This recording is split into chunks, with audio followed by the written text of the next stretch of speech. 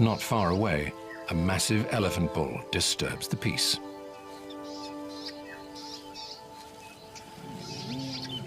He strides through the forest in a foul mood.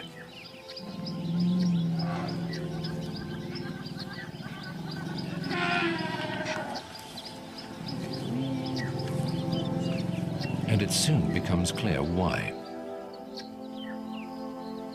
He has a handicap to his most powerful tool. It's an old injury to his trunk, possibly caused by a crocodile's jaws, but more likely, a poacher's snare. He can't fully extend it vertically to reach leaves.